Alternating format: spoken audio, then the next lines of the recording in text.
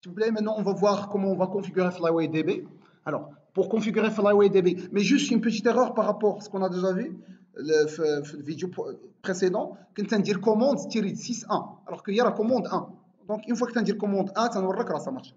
Alors s'il vous plaît, alors maintenant, on va configurer FlyWayDB. Alors, FlyWayDB, la règle d'or. Dans un premier temps, vous devez exécuter votre projet sans injecter de dépendance à FlyWayDB. Sinon, ça pose des problèmes. C'est quoi? C'est que FlyWayDB prend la main en premier lieu, il va essayer d'exécuter les requêtes. La base de données n'existe même pas. Et le fichier de configuration, les fichiers aussi n'existent même pas. Donc, dans un premier temps, il faut créer votre base de données via Spring Data. Par la suite, insérer des données. Okay, et par la suite, exporter les données. Alors, on va l'exporter. Donc, on va exporter. Voilà notre base de données. Je vais l'exporter. Donc, export. Si vous voulez exporter structure à part et data à part, c'est plus intéressant. Alors, je vais désactiver dans un premier temps les données. Je vais les désactiver. Alors, les données, check, check. Et je vais laisser simplement la structure. Je vais désactiver la vérification de clé étrangère. Alors, désactiver la vérification de clé étrangère. Et j'exécute. Alors, ça c'est mes.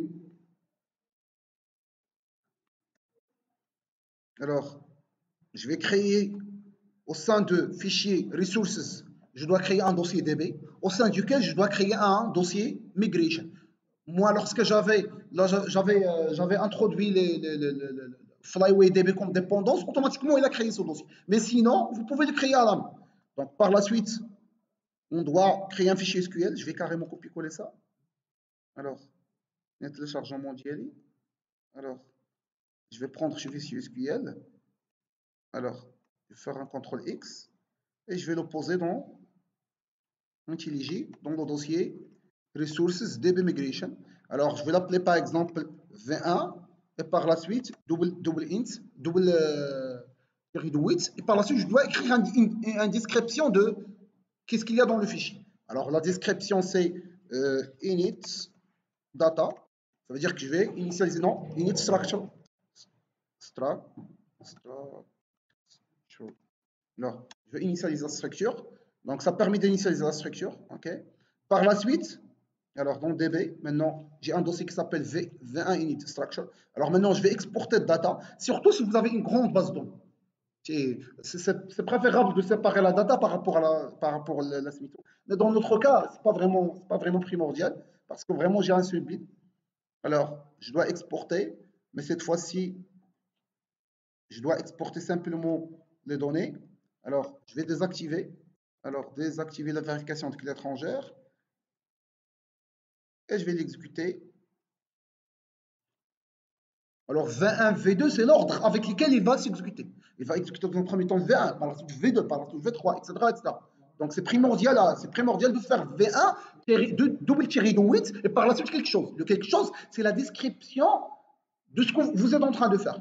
D'ailleurs, il va l'enregistrer dans un table à part, un table spécialisé de FlyWayDB, dans lequel il va vous dire voilà le fichier que j'avais exécuté, voilà sa description, voilà le numéro de version, et voilà l'état. Est-ce que vraiment j'ai réussi, oui ou non? Okay. Alors, je vais faire comme ça. Alors, je vais rentrer ici. Je vais le nommer V2, double tiré de 8, init, init data. Donc, je vais initialiser la donnée. Alors, je vais voir init data, qu'est-ce qu'il contient. Il contient simplement celle de data. Donc, ça marche. Alors, maintenant, je dois supprimer la base de données maintenant.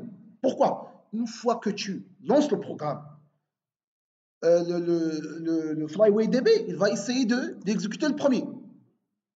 Mais vraiment, lui, avant de faire exécuter, il doit voir quelle est la dernière exécution.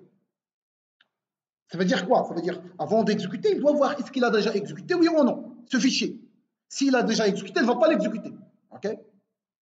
L'erreur qui va avoir lieu, c'est quoi? C'est qu'il va détecter qu'il n'a jamais créé la base de données, la structure, alors que vous avez déjà la structure. Il va vous dire non, ça ne marche pas. Donc, vous devez supprimer la structure avec la base de données, avec tout, et réexécuter. Okay. Donc, on va rentrer ici. Je vais supprimer toutes les tables. Alors, tout coché. Je vais supprimer. Maintenant, dorénavant, c'est plutôt FlyWayDB qui se charge de la gestion de ma base de données. Donc, je vais maintenant réexécuter mon programme.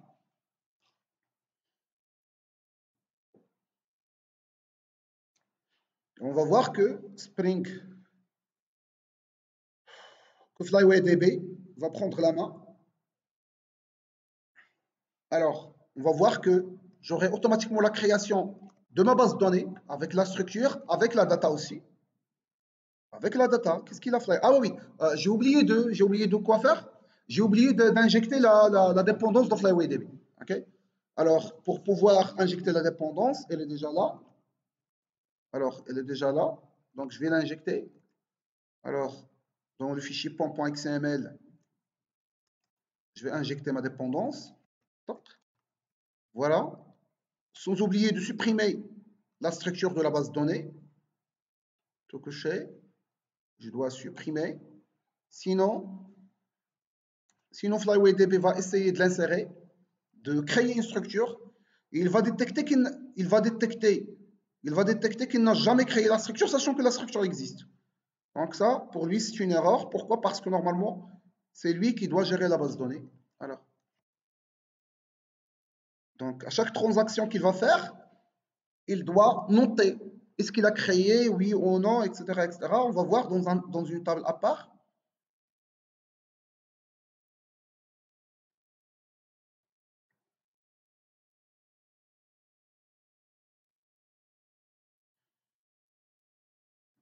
OK, OK, OK. Alors maintenant, automatiquement, j'aurai la création.